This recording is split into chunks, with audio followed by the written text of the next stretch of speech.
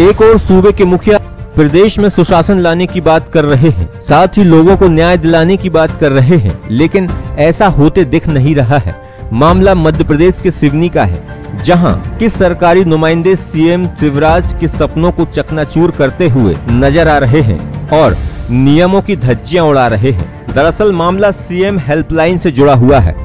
अक्सर पीड़ित को जब स्थानीय तौर पर न्याय नहीं मिलता या फिर स्थानीय तौर पर अधिकारियों द्वारा कोई सुनवाई नहीं होती, तो फिर न्याय की गुहार सूबे के मुखिया से लगाता है, जिसके लिए एक नंबर जारी किया गया है। पीड़ित 181 पर अपनी शिकायत दर्ज कर ये उम्मीद करता है कि अब उसे न्याय मिल जाएगा, लेकिन जिम्मेदारों द्वारा कुछ शिकायतों का मनमर्जी से निराकरण कर दिया जाता है।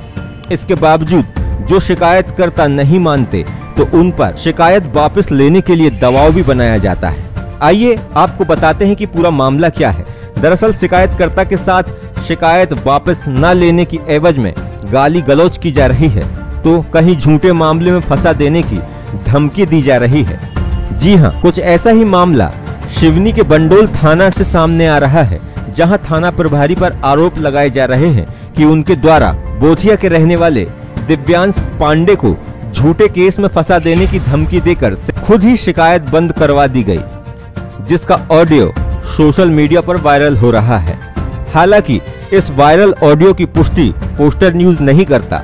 हम अपने दर्शकों को बता दें कि 16 दिसंबर को दिव्यांश पांडे के घर पर जमीन विवाद को लेकर उनके ही परिवार के लोगों ने उन पर हमला कर दिया था, जिसमें उन्हें गंभीर चोटें आई थी। प्रदीप बात कर रहा हूँ, बताएं किस प्रकार सहायता कर सकते हैं आपकी।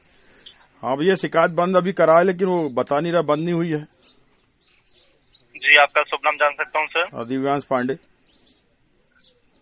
जी, अविनाश पांडे जी, नाम बदन, धन्यवाद जी। शिकायत नंबर बताइए। नंबर है 1298 जी 36 67 जी 67 जी। जैसे आपकी शिकायत देख पा रहे हैं, 31 दिसंबर को आपने शिकायत दर्ज करवाई थी। जी जी जी, पुलिस संबंधित शिकायत है आपकी। जी जी, हमारी हो गई कार्रवाई है, बंद कराना है सर, बता दिए थे। जी जी जी। शिकायतकर्ता की सहमति के आधार पर शिकायत को बंद किया जा रहा है। तो अभी तो बोले थे बंद नहीं हुई थी।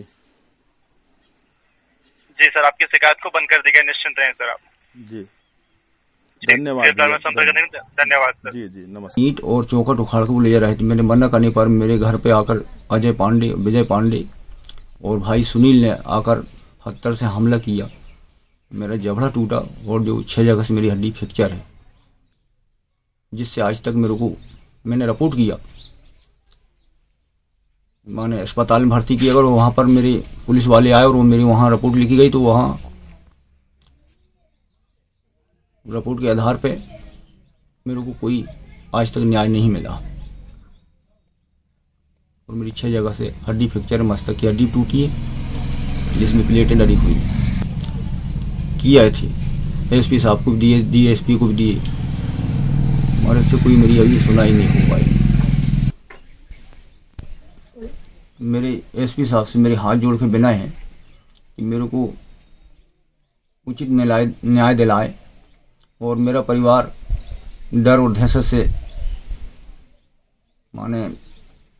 रह रहा है उन लोगों का, और आज भी वो आजाद घूम रहे हैं। में कंप्लेंट डाल किया था, जो कि L3 अधिकारी के पास पहुंच चुकी थी, और दिलीप पंचेश्वर जी थाना प्रभारी मुझे पहले से 181 से कंप्लेंट वापस लेने के लिए फोर्स कर रहे थे। जब L3 अधिकारी के पास कंप्लेंट पहुंची तो वह मेरे घर आए, मेरे मम्मी पापा मुझे डराया, धमकाया और जबरदस्ती मेरा फोन उठाकर 181 से कंप्लेंट वापस की, नकली दिव्यांश पांडे बनकर।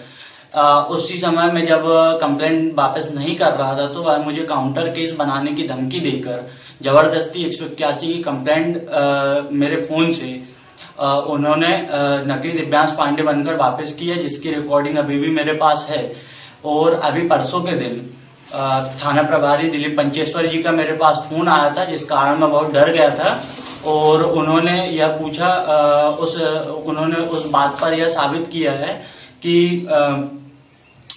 181 की कंप्लेंट दिव्यांश पांडे ही वापस लिया है, और उन्होंने उस ऑडियो को वायरल किया, जो कि बिल्कुल असत्य है। को हमारे जेठ और जेठ के बेटों ने मारपीट किए थे, उसकी उसकी रिपोर्ट हमने थाना बंडोल में करवाए थे।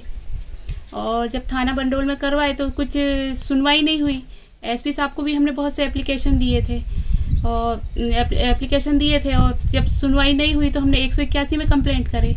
जब 181 में कंप्लेंट किए हमने तो पंचेश्वर सबसे पहले एक बार आए थे हमारे यहाँ, फिर हम लोगों ने वापस नहीं लिए, फिर दोबारा फिर आए, फिर हमारे घर में ही बैठे के और दिव्यांश के नाम से उन्होंने कंप्लेंट वापस कर दिए थे।